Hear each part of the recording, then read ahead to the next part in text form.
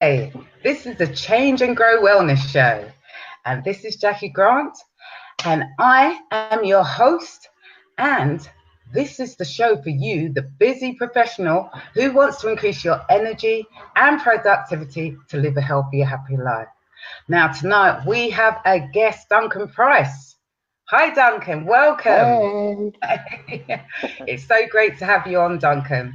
it's great to be here. Thank you. So, Duncan, there's so much. Look, this is what I'm going to tell you. Duncan loves the sound of his own voice. Now, isn't Oh, that yes. amazing? And he uses his voice not only to help people, but to empower people to help themselves. Duncan's here tonight to let us know how we can empower ourselves, leaving barriers behind. So, Duncan, tell us why you do what you do. Why do you work with the mind? What inspired you to work with the mind? Well, for a start, the mind's a fascinating thing. And the more you learn about it, the more it seems there is to learn about it beyond that. So initially, the reason I started doing what I actually do now in the form that I do it, it all started from meeting a guy who was a hypnotherapist, which is one of the tools that I now use.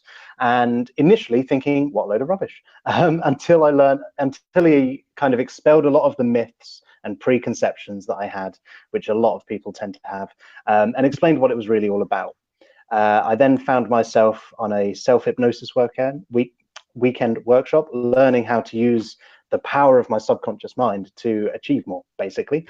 And it was amazing. It was awesome. And I remember laying there and listening to his voice, thinking, this guy has the best job in the world. I want that. And I want to be able to spend my life helping and empowering other people to help themselves. That'd be cool. So I did. And here I am. That was 12 years ago that I went on that workshop. I Wow. then did further studies into NLP, hypnotherapy, EFT. I could throw three-letter acronyms at you all day, but basically, tools Yeah. and techniques aren't important. What's really important is um, that everyone has that ability to improve and work on and change their mind and their mindset to achieve better results, basically. Yeah, so learning more about the mind allowed me to realize just how much I already knew. And this is the thing, because we all do already know so much about how our minds work that we just don't acknowledge and tap into because we've Yeah. experienced it ourselves our entire lives because Yeah. we've had our minds for our entire lives. Yeah. I could tell you little stories about when I was younger and when I broke my favorite cup and the reaction and response I had to that. And when I was having a bad day and one of those mornings where everything was going wrong and I just kind of got into that mindset where everything was going wrong and I stormed Mm. off to make my way to school and just decided I didn't want to feel that way anymore. It was Mm. horrible. I didn't enjoy it. So I wanted to be happy. Mm. And I just made the Yeah. choice to be happy. And just that decision to change my mindset, Mm. along with a few other things along the way, made it one of the best days of my life just because I was happy. Mm. Good. Good. So, talking about the mind, yeah, the Yeah. subconscious mind, and like you say, people we all know, but we don't always partake in that, or we don't always, you know, think about it like that. Because it's like I went to a youth London Youth Day today, and there was someone that did things around. Actually, we had to like say to each other something good that had happened, like something good that had happened, and we just kept saying to each other and giving each other a high five. Do you know what I mean? But actually, if I thought about it, when was the last time I kind of did that? Yeah, Do you see what I absolutely. mean? So it's like, tell us a little bit about how the subconscious mind works and how we can like utilize it a bit better. Cool. So that's a huge subject, and I'm going to condense Yes, it down into obviously. something because I appreciate we don't have a huge amount of time. Yeah. But so I guess the first thing I want to touch on is when people talk about mental health, they have a very different thought process to when they talk about physical health. So if I say physical health, people think about going for a run, they think about eating healthy. Mm. Some people might think about drinking magic coffee to feel better or whatever their personal idea of good physical health is. And that's all fine. when I mention mental health, people think about stress, anxiety, depression, and all of the negative sides. That's mental Yeah. ill health. That's not the same. Yeah. Um, why is there such a huge divergence between when we're talking about physical health and mental health? I really personally don't think that there should be. And when you're in a place where where you have positive mental health, where you're in a good place and you're happy and things are working well for you on that front, that is the time when you really should be paying attention to it, because then you can Mm. learn what works for you, what is it Yeah. that's putting you in that positive mind frame, and you Yeah. can use that when you need it most, which is, if you try and think about it when it's already in a bad place or when you're already struggling, it's going to be a lot harder than if you start to notice it now. So I guess that's the first thing about how the mind works, is everyone, in my opinion, should pay a bit of attention to how their mind is Mm. working right now. And if you're in a Mm. good place, even more reason to just give it that bit of focus.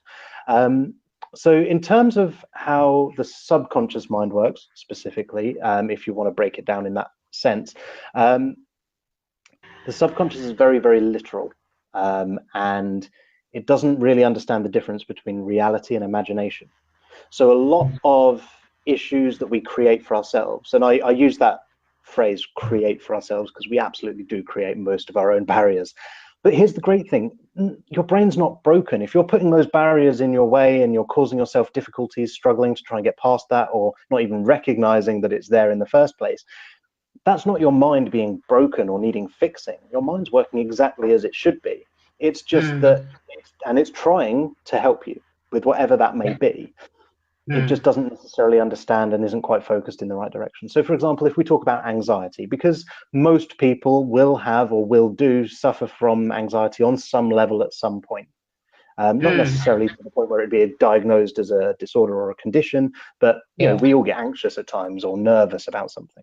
Yeah. And all that is it's imagining something that isn't actually happening right now. Yeah, so worrying Mm. about something that could happen in the future, or maybe even Yeah. worrying about something that is going to happen in the future, but then we build it Yeah. up to something far worse than Yeah. the reality of it.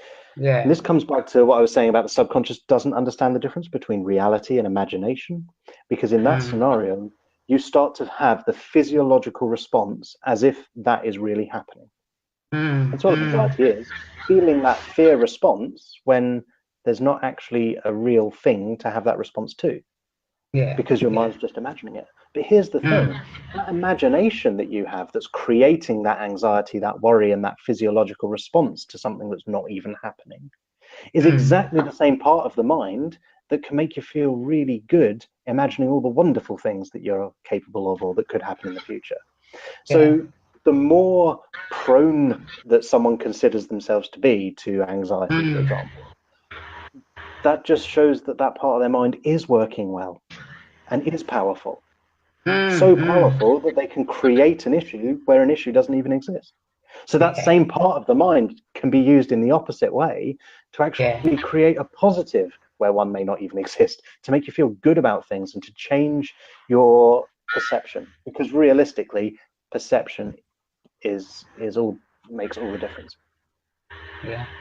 No, definitely. So, I mean, it's just the same thing about thinking about positive the positive language that you give yourself. So, Mm-hmm. the more that you give some more negative language, then that kind of manifests in your anxiety around that, because you're giving yourself all this negative self-talk. Then you you Mm-hmm. know these things start to manifest for you. Yeah, So it's absolutely. about Because so and it's that about comes down again. go go go go Sorry. go go. We're talking. Because that comes down again to the subconscious not necessarily understanding the difference between reality and imagination. When you give a suggestion Mm. to the subconscious, if you allow that suggestion in and you have the choice of whether to do that or not, it absolutely can have a huge impact on you. Now, if Mm. those suggestions are coming from complete strangers or situations you're not really involved or invested in, like a big billboard that says, buy this burger, you look at it and you go, oh, I really fancy a McDonald's now. Yeah. Yeah, absolutely, they can have an impact, but that's not going to have half as much impact as someone who's closer to you, say a friend or a Yeah. family member, or even people you see regularly at a networking meeting, for example. You build Mm. Mm. relationships with these people. Mm. So if you walk Mm. into the room and people say, are you all right? You look tired. How does that make you feel? Mm. It makes you feel tired. It Yeah, makes you yeah, notice how tired you're feeling. You may not have yeah, actually even been feeling that way, but you don't perceive yeah, it as that. Equally, if you walk into that room and those same people say, "You're looking really good today," it makes you feel mm, really good. yeah, So, yeah, it's quite obvious in that example that one is positive and one is negative. yeah, But the closer someone is to you, the more impact they have on your thoughts and mm, beliefs, right? Because the more you mm, respect their opinion, the more it's yeah, going to affect you and matter to you. So if mm, your partner, your spouse, your mum and dad, your sister, your closest friend says something, that's going to have far more of an impact, or we're more likely to allow that to have far more of an impact on us. But there's one yeah, person even closer than all of those that I've listed, and that's yourself. So if yes, you're constantly using negative language, for example, what you're doing is mm, you're telling yourself negative things. You're giving yourself those yeah, negative suggestions. And I don't know about you, but when I have an opinion on something, I believe that opinion. mm, And mm. Yeah, so, yeah. So when I say something about myself, why would I question that? Why would I disagree with that? So if I say, mm, "Oh, I've never been any good at that," I'm telling myself I'm never going to be good at any of that. If I tell exactly, myself I'm rubbish, "Oh, yeah, I can't do this. I always struggle with that. I'm no good at this. mm, I don't want to be yeah, like this anymore." Then you're still yeah, focusing on all of those things that you don't want, and you're giving yeah, yourself negative suggestions. That's mm, why positive language is so important, because that mm, that language that you're using will be connecting with you in a way that you don't even notice consciously on that subconscious mm, level. And the more that you repeat it, and the more that you use that mm, language, the more of an impact that it's going to have. mm. Thank you. That's amazing. Thanks, Duncan. You know what I'm really, really interested in though Mm. is wedding confidence workshop. Now I noticed Yeah. that that's what you do, and I Mhm. really wanted to know what type of person would attend that, and what would you get from attending this kind of workshop? So normally the kind of people that attend that are people who are going to get married or know someone who is. Yes, So, obviously. but yeah, so the reason, so I'll start by telling you why I came up with it, how I created it. So, um, obviously, I'm a psychotherapist, hypnotherapist, NLP guy, all sorts of things. But basically, I have an understanding and a love of the mind and the way that it works. And I was initially, partly from a marketing perspective, I was thinking, right, how can I have a specific niche? What would be unique? What can I do that's a bit Yeah, different? So then thinking about that, I thought, right, so stress is a huge thing. I've done a lot of stress management work in my time. What are the most stressful times of people's lives? And I realized that way up there on the list is marriage, getting married, their yeah, wedding day. One of the most stressful times of people's lives. And it shouldn't be, right? It should be one no, of the most enjoyable days of your life. yeah, Yeah, that's your yeah, special day. It's mm. only going to happen once, well, Or normally, twice. potentially, maybe once or twice, a few times. But it's a lasting memory, and it's an important day. And if you spend that day stressed and worried about things going wrong, anxious about how you're coming across, then it's gonna, that doesn't sound like an ideal wedding day to me. I No, don't know about no. you. And I used to be a wedding DJ part time at the weekends. Oh I used wow. to do a lot of wedding DJing. Yeah. So one of the things I've seen a lot of is people doing their first dance with Yeah. their stiff arms and awkward smiles, dancing around like this and looking really uncomfortable.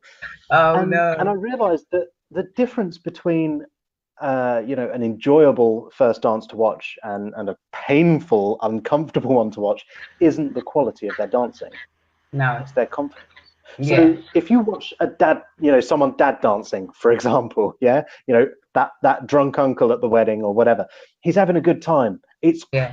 fun to watch. It's entertaining. It's brilliant. Yeah. His dance Yeah. moves are not amazing. That's not why you enjoy watching it. It's because he's just having fun. He's letting loose and Yeah. he's having a good time. Exactly. That comes Exactly. from confidence. Mm. And the first answer is the same. If you're uncomfortable and unconfident, because hey, let's face it, a lot of people, until their wedding day aren't used to dancing or making a spectacle of themselves in front of people. True. You've suddenly got your entire extended family and your new partner's extended family all Yes. watching you while Yeah. you're awkwardly, yeah, I get why people would feel uncomfortable with that. Yeah. But if you Yeah. can find your confidence, because, slight segue here, confidence, we all have the right level of confidence that we need.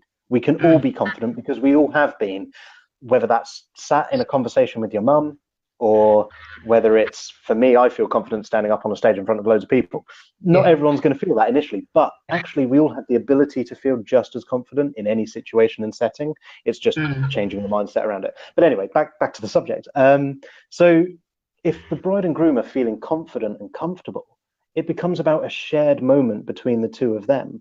And everyone watching it suddenly goes, oh, because it's lovely to watch, as opposed to going, oh, they look uncomfortable, and getting bored, you know.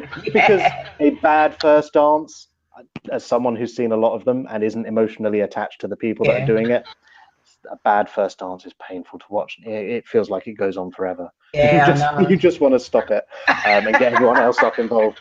But when they're comfortable and they're enjoying it, you don't think like that. You don't notice, because it's just a beautiful moment that's shared between them. And surely, if you're looking back on your wedding day, that's what you want to remember, not the awkward uncomfortableness and the stress of it. So that was kind of my first thoughts is, okay, right, so what are the worst parts of a wedding day, you know, in terms of stress? First dance, definitely a big one because everyone's watching you. When else is everyone watching you?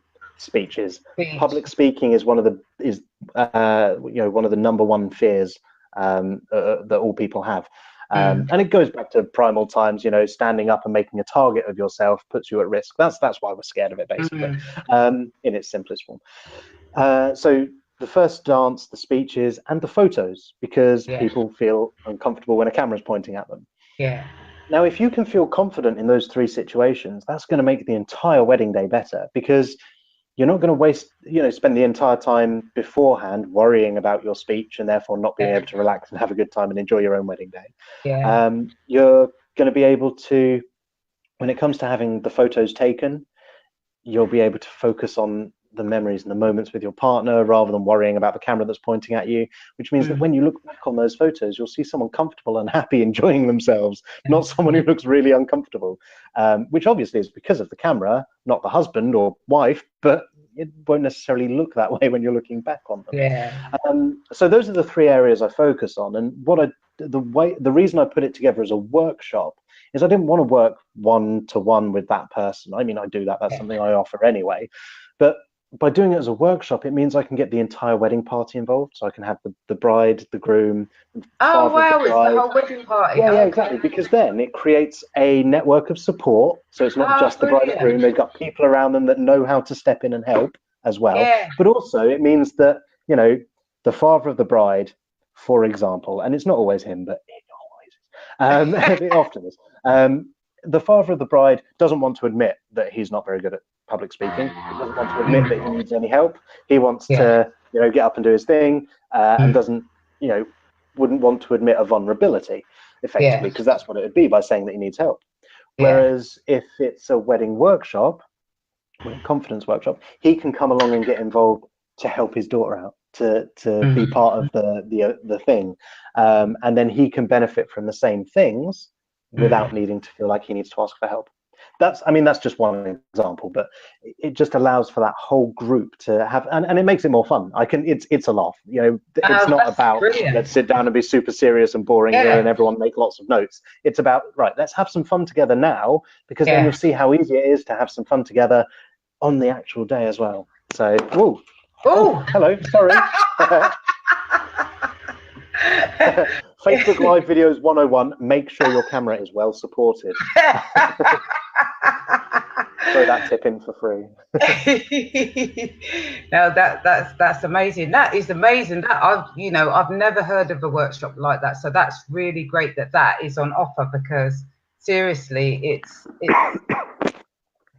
I think quite a lot of people would probably, you know, really want to get involved in, because seriously, you really want that day to go well, and you really don't want all this, because I mean, I was the MC for my sister's one, although it was a bit mental. It was a mental wedding, and everyone just didn't care anyway about what was happening. So we didn't need any confidence. It was all right.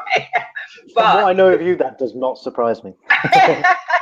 you could see if people weren't, it would be a bit of a nightmare. I remember having to talk for ages because of the fact that the food wasn't ready. Do you know what I mean? What else can I get? Anyone else want to say anything else? You know what I mean? So yeah, no, definitely, that's brilliant. I thought that was amazing seeing that on your website.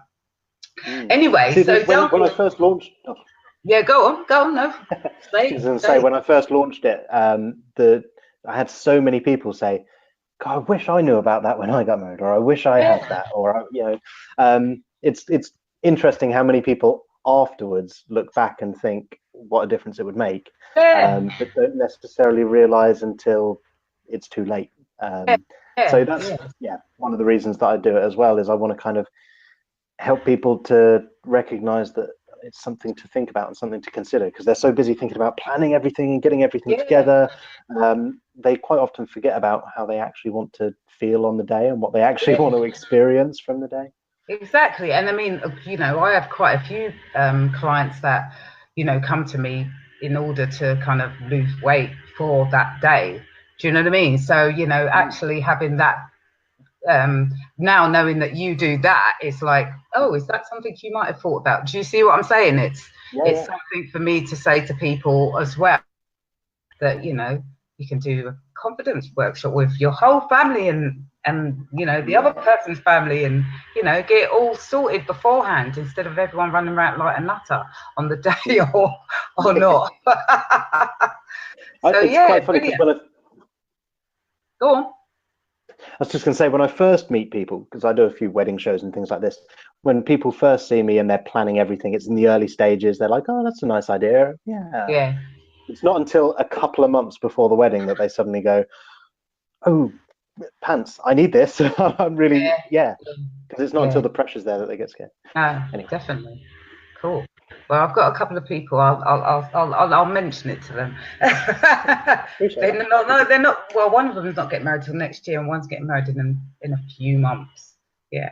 So yeah. Okay. Yes. So my next question was, because obviously we met at networking at 4N, and I was just thinking about my experience, and I suppose it is about confidence again, and my experience of going to my first network meeting, and being a bit because it's like a place that I'd never been before, and I was dressed how I normally dress, in a trackie and trainers, because that's all you generally see me in anyway, most of the time. If people see me in my normal clothes, they go, oh my god, oh, you do look normal. Do wear normal clothes. But like, going to a network meeting can be, or having a conference, or standing up to people, for the first time, a big audience or anything like that can be really daunting for people. What tips or strategies can you give our audience now that they could do in terms of, something tangible? Absolutely. Yeah. So regardless of whether it's a networking meeting or any kind of event where you're going to be standing up and speaking, or even just meeting new people, I guess the first thing to consider is that every single person in that room has felt nervous and anxious at some point about a similar situation.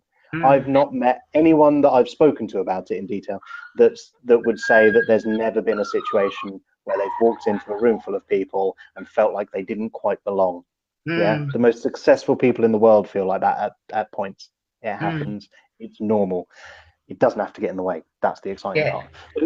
So if you go into that with the mindset that everyone in here deserves to be here more than me, your entire conversations and everything, every interaction you have, you'll be putting yourself in that kind of subservient position, if you like. You'll be putting yourself into that role, and you'll act out that role, and therefore you'll command less respect, kind of, not in an extreme way, but people won't necessarily look up to you as much as they would, or respect you as much as they would, if you went in and acted as their equal, because you feel like they're equal. So the first thing to do is just to recognize that actually everyone feels that way at some point. The next thing to consider, I would say, is nerves are a good thing. Okay, you may not in that very moment think and feel that way, but when you stop and take a breath, because breathing's important, I'll come to that as a third point, but when you stop and take a moment, you realize that actually that nervousness is A, completely natural, and B, can be a very positive thing, okay? Because it's the same as excitement. It gets you focused. So do you like roller coasters? No, not anymore. Not anymore. Okay. So how do you feel if you're stood in a queue waiting to go on a roller coaster? Yeah, I start getting anxious if I'm Yeah. in the queue. And what does Yeah. that feel like? Like what's the physiological response? So how does your breathing change?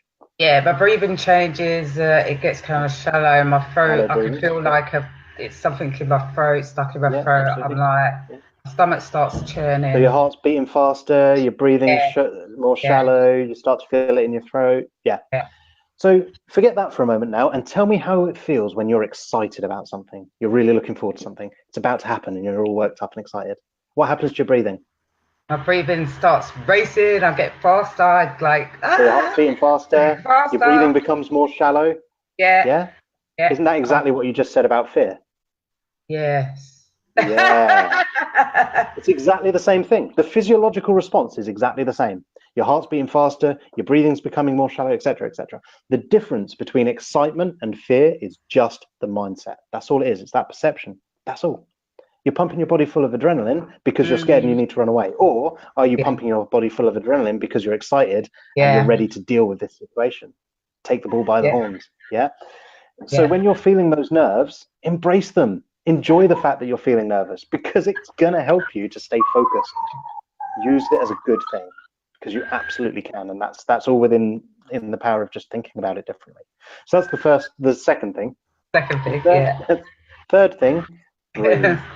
So Yeah, important to breathe. It sounds silly, but people forget how important it is to breathe, yeah, particularly if you are talking to a room full of people. yeah.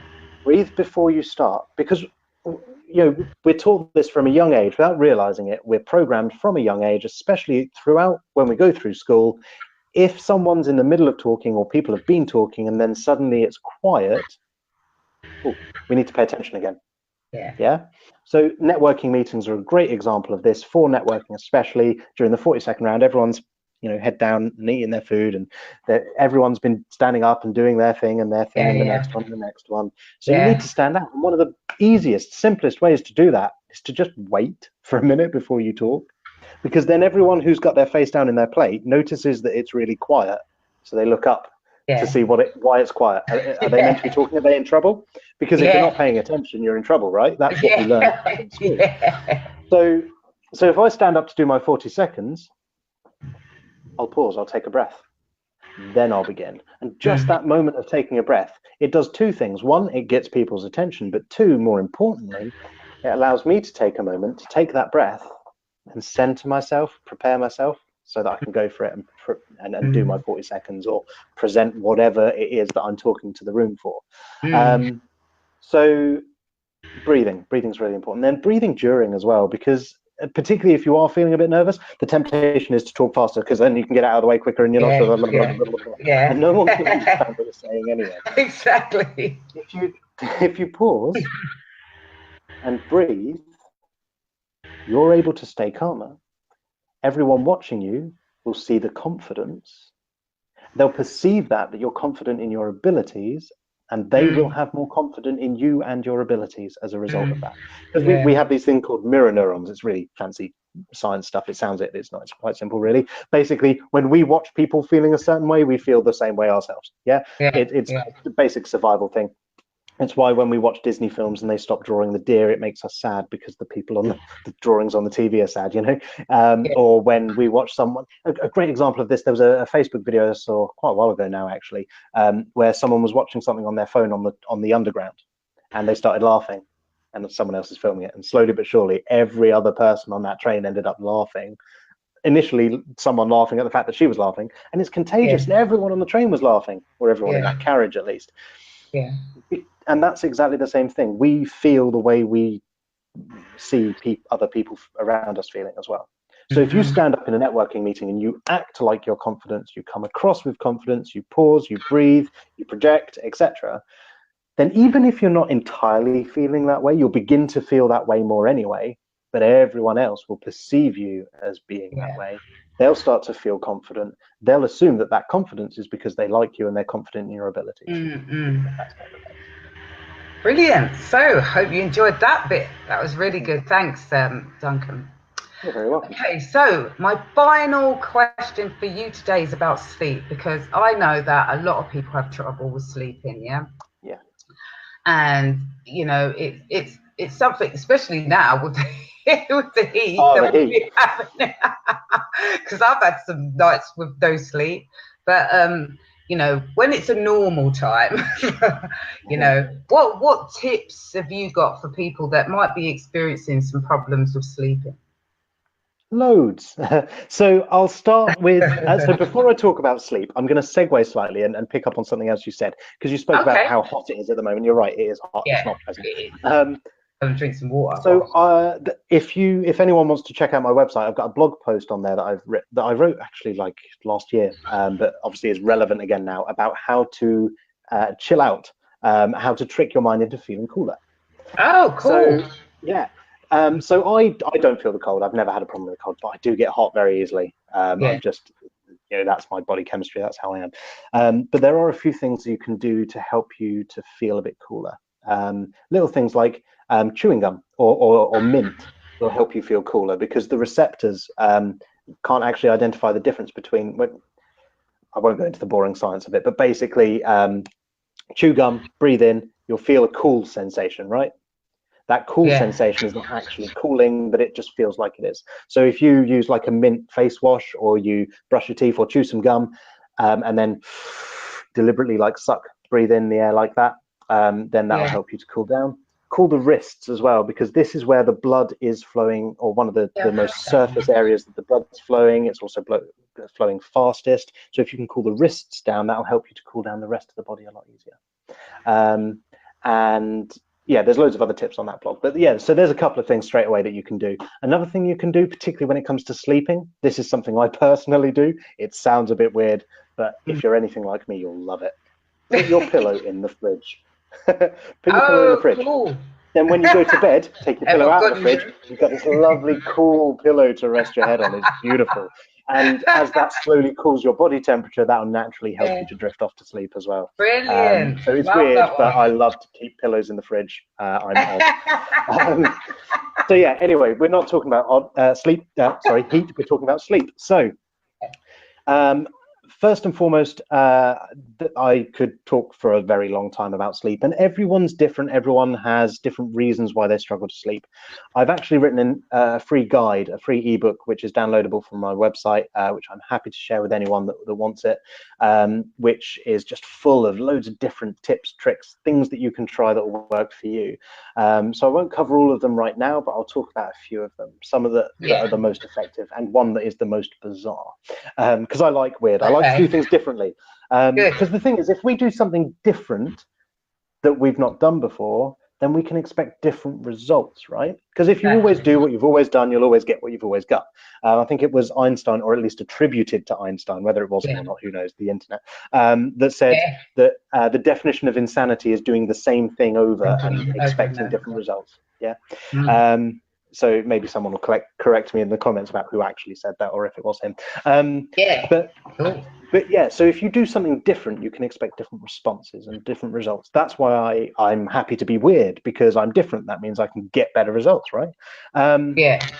So in terms of sleep, a great example of this is blowing bubbles. Can help you. Yeah, weird, right? And let me explain why. Blowing bubbles, but I'll explain why, and then you'll realize that actually it does make sense. So if you're the kind of person that gets to sleep okay but wakes up in the night, this is perfect for that. But also, if you're the kind of person who struggles to get to sleep, it's a nice little activity to do, like as you get into bed, or immediately before you get into bed, or in bed if you really like, but you might get some bubble fluid on your sheets. So you know those little pots of bubbles that you get. So what do you do when you blow bubbles? Okay, what's one of the most relaxing things you can do to calm yourself down? Deep breathing. Yeah. So the issue is, if I just tell you to focus on your breathing and take deep breaths, you know that that's what you're trying to do and that's what you're focusing on. Yeah. Whereas if you're blowing bubbles, you're not focusing on trying to relax. You're just focusing on blowing the bubbles. Blowing the bubbles. And Yeah. naturally, you're taking deeper breaths without worrying about whether you're taking deeper breaths. So they're naturally deep breaths rather than forced breathing. Does that make sense? Yeah. So, Definitely. yeah, blowing bubbles Love helps you to that do that. one. Yeah, Love that one. yeah, but it helps more than that as well, because also the bubbles floating along, that's quite a relaxing thing to watch in itself. And then when they pop as well, that's kind of like because we talk about drifting off to sleep, don't we? And floating, yeah. Yeah. And what do bubbles do? They drift and they float. So it all kind of ties in subconsciously with metaphor as well to help you relax. So yeah, blowing bubbles. There you go. But a more common one that you probably will have heard of before, or may not have done, that definitely helps, particularly if you're struggling to get to sleep to begin with, because your mind's racing and you're thinking of lots of things, or you're worried about all the stuff you've got to do tomorrow, or whatever it is. Write it down. Whatever is in your mind, whatever's looping through your head, write it down. There's a few reasons for this. One, when you actually write something down, you have to form a full sentence. Yeah. It doesn't need to be grammatically clever or accurate. We're not worried about that. No one else has to read this. But by forming a sentence, you finish a thought. When you're thinking about things in your head, it just goes round and round and round. You never actually quite finish that thought, do you? You never finish and have a complete, that is what I'm thinking about. Whereas when you write it down, you have to do that. So by doing that, you physically, and put a full stop at the end. That's it. That's a thought. Yeah. And by putting it down on paper, what you're doing effectively, like metaphorically, and therefore it resonates with the subconscious because that, imaginative and literal. You're taking the thoughts from your mind, you're putting them through the pen onto the paper, so they can leave your mind and they can stay there. And here's the other thing: all those things that you're worried about, or you might forget, or I need to think about this. If they're written down, you can come back to them in the morning. Exactly. The chances are, if all they are worries and anxieties, you're not going to bother looking at them in the morning. You're just going to chuck it in the bin. That's fine too. But trick yourself into believing that you're going to, and it'll just help get that out of your mind. So yeah, there's two really kind of opposite ends of the scale. One's a very kind of logical, normal one, and one actually does make a lot of sense, but sounds a bit weird. So there's two big differences. Definitely, no, the writing down one is a good one. It's one that I always use. So thank you for that, Duncan. I just want to say, because I want to say this comment, because this one made me laugh. I have to say it, right? What someone's put. Need a mini Duncan for my bedside table to help sort my brain out every morning. It all makes perfect sense. So I just wanted to say that. I just wanted to say that one because I see it pop up. I was like, mini Duncan. Well, I don't know about mini Duncan, but you can have a recorded Duncan. Hashtag buy my stuff. There you go. There you go. You can have a recorded Duncan. Brilliant. Okay, Duncan. So that's the end of my show today. Thank you, Duncan. So, Duncan, you've told us about a freebie. What is your website that people can get that freebie that you spoke about earlier? It is www.mindaffinity, except the right way round, .co.uk. And if you /sleep-well, if you want to go straight to the page that has the sleep guide, but you can go to the homepage and there'll be a link to it as well. I will drop the link directly to that in the comments below as well to make it easier for you. What I would say is I have a shiny new website which is under construction. It's going to take a while before it's actually ready. So please bear with me that the old website doesn't necessarily look quite right and doesn't necessarily look entirely GDPR compliant, but rest assured that I handle your data in line with GDPR, even if my website doesn't quite have the policies that it needs visible in place. Yeah, brilliant. Okay, so thank you, Duncan. It's been brilliant having you on. It's been brilliant being here. Thank you. Good. So, everyone, if you have not watched this all tonight, please go back and watch it all, because Duncan has some really good tidbits that he's told us tonight, yeah? And I will be back on next week with the Change and Grow show, as usual, on Wednesday, and my Monday and Tuesday night tip nights. So I will see you all then. So take care, have a wonderful evening, and good night. Bye. Bye.